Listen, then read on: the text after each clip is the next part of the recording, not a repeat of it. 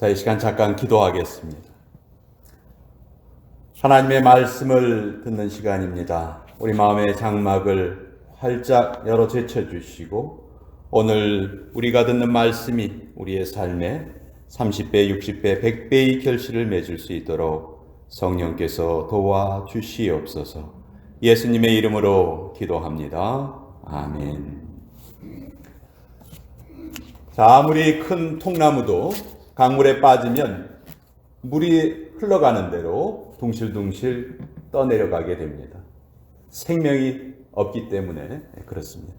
그렇지만 아무리 작은 물고기라도 생명이 있는 것은 물결을 거슬러서 올라갈 수가 있습니다. 우리는 영적으로도 똑같은 말을 할 수가 있습니다. 하나님의 영이 그 속에 있는 사람들은 그 속에 없는 사람들은 세상 물결 속에 휩쓸려 떠내려가기 쉽습니다. 그러나 믿음이 있는 성도들은 세상에 빠지지 않고 오히려 환경을 뛰어넘고 극복하고 그 환경을 뒤집어 버립니다. 그래서 성도들에게 별명이 있다면 뒤집기 선수다. 저는 그런 별명을 짓고 싶습니다. 여러분, 한국 씨름 중에 뒤집기 기술이라는 거 있죠. 한국 씨름은 몸이 먼저 이 땅에 닿으면 지거든요. 근데 이 선수가 딱 몸에 땅에 닿는 것처럼 지는 것처럼 보이지만 확 뒤집어서 이기게 되는 것이죠.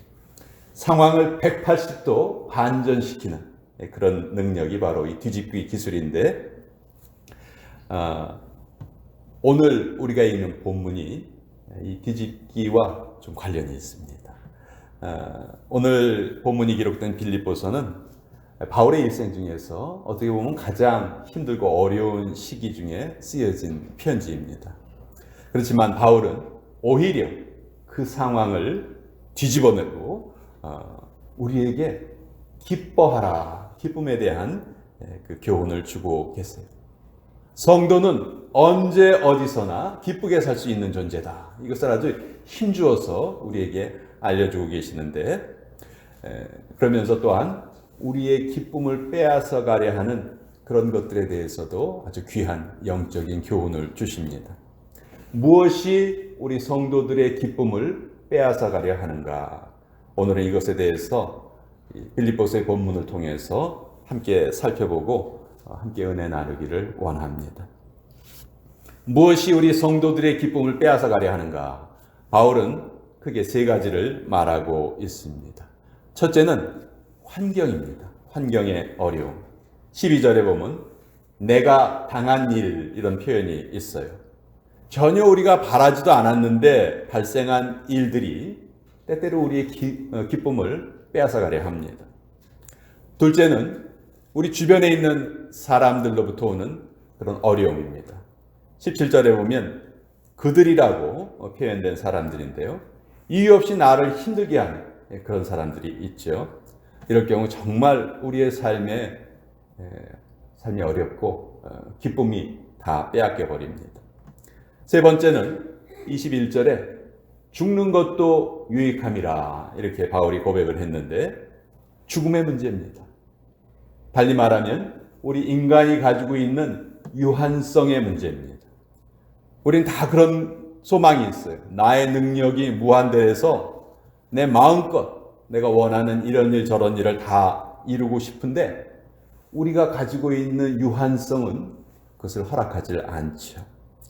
그래서 우리가 기쁨을 빼앗기고 살아간다면 틀림없이 이 세 가지 이유 중에 하나 때문일 것이다. 힘든 환경 혹은 꼬인 인간관계 혹은 질병과 죽음의 문제 이런 것들이 우리의 기쁨을 빼앗아 가려 합니다. 그러나 바울은 이 세 가지 경우를 다 당했음에도 불구하고 기쁨을 빼앗기기는커녕 도리어 큰 기쁨을 누렸다 이렇게 고백을 하고 있어요. 어떻게 바울이 이런 고백을 할 수 있었을까? 우리 하나하나 같이 한번 살펴보겠습니다.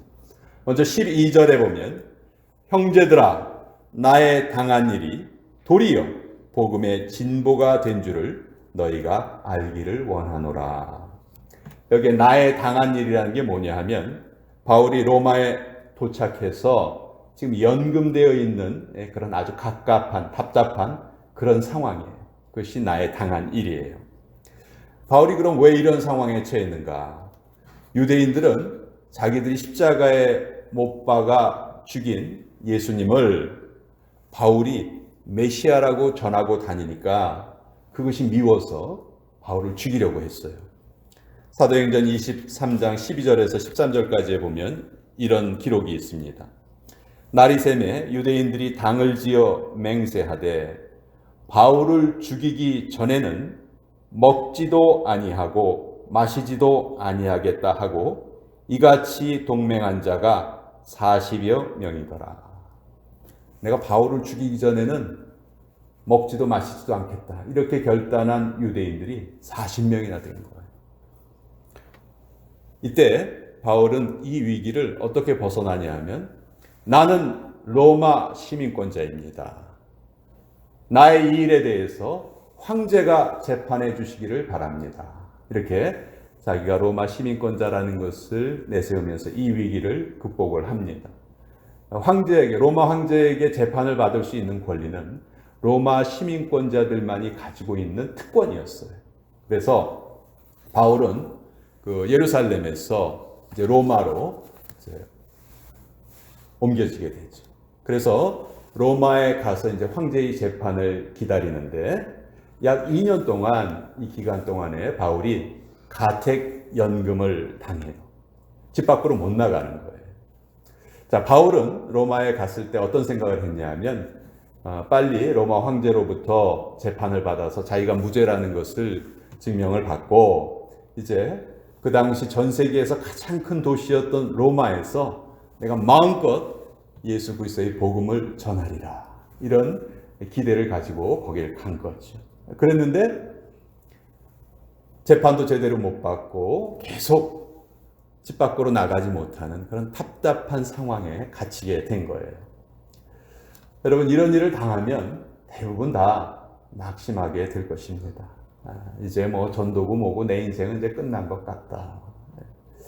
그렇게 낙심하기 쉬운데 바울은 그렇게 말하지 않아요.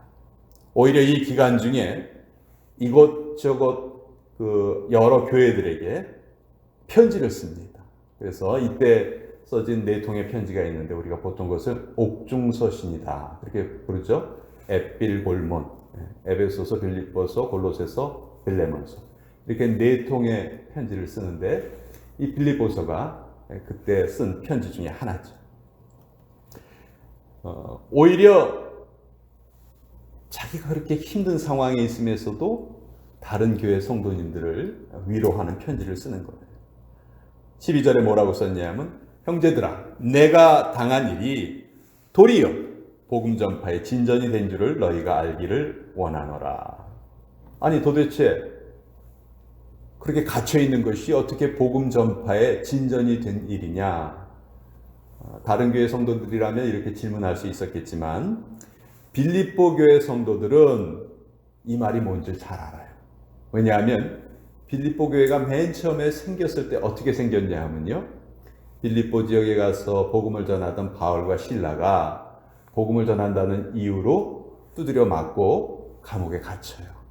근데 감옥에 갇혀 있을 때 바울과 실라가 한밤중에 일어나서 찬양을 부릅니다. 하나님께 감사의 기도를 드려요. 그랬더니 감옥이 다 무너지고 거기에서 이제 그런 기적이 벌어지고 빌립보 교회가 이제 그래서 시작이 된 거거든요. 그러니까 빌립보 교회 성도들은 감옥하면은 우리 교회도 맨 처음에 감옥에서 출발했지. 그것을 잘 깨달을 수 있는 거예요. 바울이 뭐라고 얘기하냐면 빌립보서 1장 13절에 이러므로 나의 매임이 그리스도 안에서 온 시위대 안과 그 밖에 모든 사람에게 나타났다. 자, 로마에서 바울을 지키는 시위대 사람들은 도대체 저 사람은 왜 저렇게 목숨을 걸고 복음을 전하려고 하나? 도대체 무슨 말을 하고 싶은가? 이게 이제 궁금해지기 시작한 거예요. 그래서 이제 점차 한 사람, 두 사람 바울을 통해서 예수님의 복음을 듣게 된 것이죠. 만약 바울이 그렇게 로마에 가서 갇히지 않았다면 아마 이 시위대 사람들은 생전 복음에 대해서 들어볼 기회가 없었을지도 모르죠. 그런데 이렇게 바울을 통해서 시위대에 있는 사람들에게 복음이 전파되기 시작한 거예요. 이것이 바깥에 있던 로마 교회 성도들에게 오히려 힘을 주었습니다. 1장 14절에 형제 중 다수가 나의 매임으로 말미암아 주 안에서 신뢰함으로 겁없이 하나님의 말씀을 더욱 담대히 전하게 되었느니라. 여기 형제들은 로마 교회 성도들이거든요. 이 로마 교회 성도들이 더 담대해진 거예요. 야, 그러면 그렇지. 저 바울 선생이 죽음을 무릅쓰고 죽음을 두려워하지 않고 저렇게 가택연금을 당하면서도 열심히 복음을 전하는구나. 복음은 과연 진리구나. 복음은 우리의 목숨을 바칠 만한 그런 가치가 있는 것이구나. 그것을 로마 교회 성도들이 깨닫게 되고 더욱더 담대히 바깥에서도 복음을 전하게 되었다. 그래서 나에 당한 이 일이 오히려 복음의 진전이 되었다. 바울이 지금 이렇게 설명을 하고 있는 것이죠. 여러분, 어떤 환경도 우연히 일어난 것은 없습니다. 재수가 없어서 우리가 그런 일을 당하는 게 아니에요. 질병도 불행도 돌발적인 사고도 그 속에는 반드시 하나님의 섭리가 숨어 있다 하는 것을 우리는 성도로서 꼭 믿어야 합니다. 남들은 불행이라고 생각하고 남들은 실패라고 생각하는 그 인생의 막다른 골목에서 오히려 그 인생을 뒤집고 그 환경을 극복해내는 그런 성도들이 얼마나 많은지 모릅니다. 기쁨을 빼앗아가려는 두 번째 요인은 사람이에요. 사실 어떤 면에서 보면 환경의 위기보다 더 어렵죠. 인간관계의 위기가 우리를 얼마나 힘들게 하는지 몰라요. 보면 16절에 보면 이들이라는 표현이 나오고 17절에 보면 그들이라는 표현이 나와요. 이들은 바울을 돕는 사람들이었고 저들은 바울을 괴롭히려는 사람들이었어요. 놀라운 것들은 이 사람들 모두가 다 복음 전도자들이었다는 거예요. 이 그들이라고 칭하는 이 사람들은 바울이 지금 갇혀 있잖아요. 가택연금을 당하고 있잖아요. 그러니까 요때에 우리의 이름을 더, 우리의 명성을 더 얻어보자. 이런 시기심으로 더 복음을 열심히 전하는 거예요. 지금 바울 선생이 활동을 못하니까 이때가 기회다. 이때 우리가 이름을 얻어야 한다. 이런 시기심으로 복음을 전하게 된 거죠. 그렇지만 바울은 복음 전파가 꼭 자기를 통해서만 이루어져야 된다. 그렇게 생각하지 않았어요. 사실 어떤 생각이 먼저 들을 수 있을까요? 아니 세상에 그럴 수 있어. 그들도 나처럼 복음을 전하는 자들인데 어떻게 이럴 수 있지? 바울은 그렇게 분노하지 않고요. 오히려 자기를 미워하는 사람들을 통해서 이루어질 일까지도 기뻐합니다. 18절에 뭐라고 고백하냐면 무슨 방도로 하든지 전파되는 것은 그리스도니 이로써 나는 기뻐하고 또한 기뻐하리라. 내가 갇힌 것이 오히려 그 사람들에게 시기심이 일어나게 해서 더 열심히 복음을 전파하게 하니 이거 잘된 거 아니냐. 기쁘다. 참 마음이 관대하죠. 바울의 이 관대함은 수없이 많은 연단을 통해서 얻어진 결과예요. 자, 기쁨을 빼앗아가는 세 번째 요인, 우리 인간의 유한성입니다. 내가 가지고 있는 것들, 지금 내가 누리고 있는 것들, 영원하기를 바라는데 사실 그렇지 못해요. 돈도 영원하지 못하고 권세도 내려놓을 때가 있고 우리의 건강 역시 영원하지 못합니다. 우리 인간이라면 모두가 피할 수 없는 위기가 있는데 그것이 바로 죽음의 위기라는 것이죠. 바울 역시 마찬가지입니다. 그렇게 갇혀있는 상황에서 언제 죽을지도 모르는 그런 상황이었어요. 그러나 바울은 이 죽음의 문제, 유한성의 문제를 아주 간단하게, 아주 깨끗하게 해결하고 삽니다. 어떻게 해결하느냐? 빌립보서 1장 21절 아주 유명한 고백인데요. 이는 내게 사는 것이 그리스도니 죽는 것도 유익함이라. 죽는 것도 유익함이라. 죽음은 불행이 아니고 죽는 것도 유익함이라. 내가 살아서 복음을 전하는 것이나 죽어서 하나님의 품으로 돌아가는 것이나 나는 다 좋다. 죽어도 좋고 살아도 좋고. 정말 놀라운 담력입니다. 여러분, 죽지 않으려고 벌벌 떠는 모습보다 더 초라한 모습이 없어요. 다시 한번 말씀드리지만 우리 성도들의 별명은 뒤집기 선수다. 유한한 인생의 한계를 뒤집을 수 있는 힘이 우리에게 있다는 것이죠. 그 힘이 어디에서 오는가? 바로 예수님을 통해서 그 힘이 우리에게 주어진다는 것입니다. 예수님 안에 부활이 있고 예수님 안에 영생이 있기 때문에 우리는 이런 유한성을 극복할 수 있다는 것이죠. 그래서 바울은 환경이나 사람들이나 죽음의 위협 앞에서 결코 주눅들지 않습니다. 오히려 담대히 외칩니다. 기뻐하라, 기뻐하라. 예수님께서 우리의 모든 문제를 다 해결해 주셨다. 그러니 기뻐하라. 빌립보서 4장 4절에 보면 주 안에서 항상 기뻐하라. 내가 다시 말하노니 기뻐하라. 빌립보서 전체의 주제는 기쁨이에요. 기뻐하라. 자, 우리가 사는 이 시대, 오늘 말씀에 한번 비추어 보십시다. 여러분, 코로나 블루라는 말 들어보셨어요? 코로나 바이러스 때문에 생긴 우울증을 코로나 블루라고 부른다고 하죠. 그렇지만 최근에는 코로나 블루란 말뿐만이 아니고 코로나 레드, 코로나 블랙 이런 말까지 생겼대요. 코로나 레드는 코로나 때문에 그냥 분노가 생겨가지고 그 분노가 이제 갑자기 팍 폭발을 하는 그런 현상이 코로나 레드고요. 또 코로나 블랙은 코로나 때문에 그냥 지쳐버린 거예요. 그래서 너무 암담한 거죠. 도대체 무슨 희망을 가지고 이 세상을 살아야 되는지 잘 깨닫지 못하는 그런 상태가 코로나 블랙이에요. 정말 이제는 지칠 대로 지친 것 같습니다.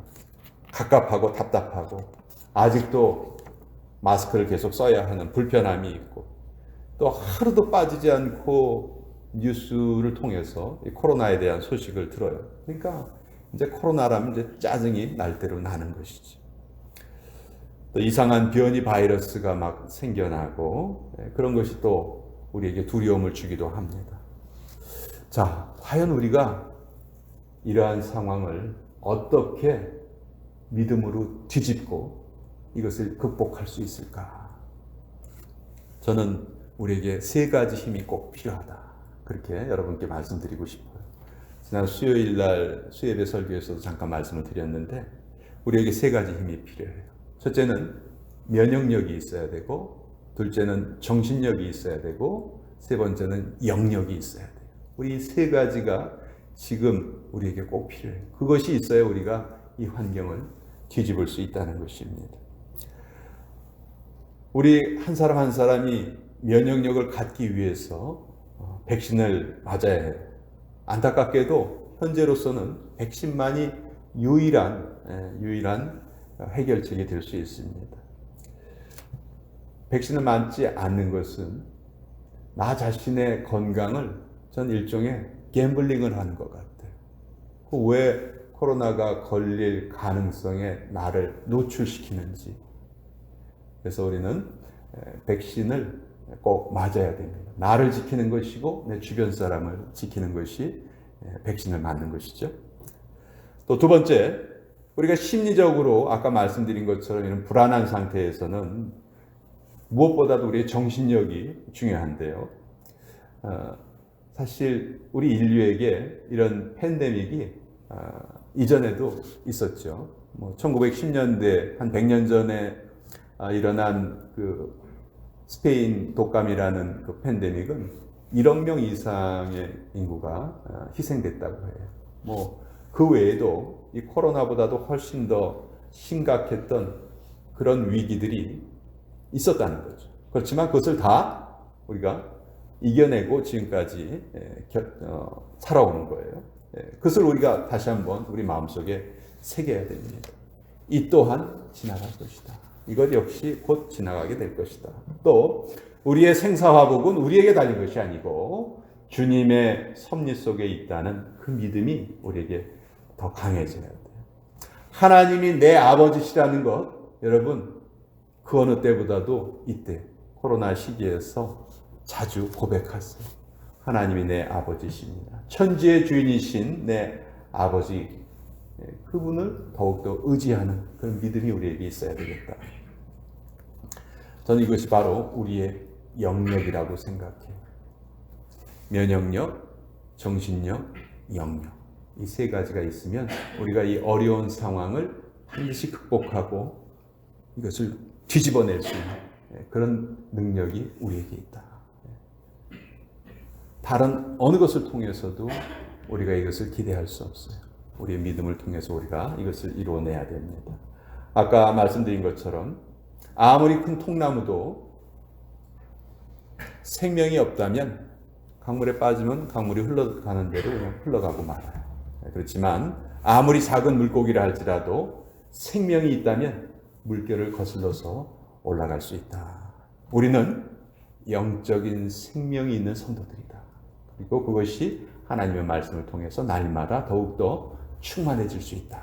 우리 그러한 자부심과 믿음과 확신을 가지고 이 어려움을 같이 이겨내시는 저와 여러분 되셨으면 좋겠습니다.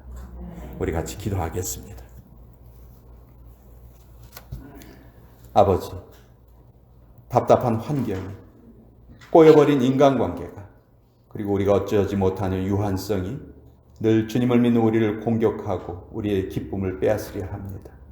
그러나 모든 환경이 하나님께서 허락하셨기 때문에 나에게 주어진 것이요, 또 나를 힘들게 하는 사람들 또한 주님의 피조물이요, 사는 것뿐만 아니라 죽음까지도 우리에게는 복이라는 것, 오늘 말씀을 통해서 다시 한번 깨닫고 힘을 얻습니다.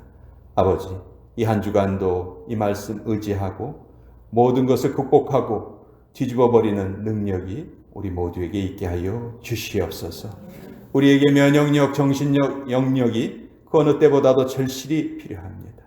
우리를 긍휼히 여겨주시고 구하는 자마다 성령으로 더욱더 충만히 채워 주시옵소서. 예수님의 이름으로 기도합니다. 아멘.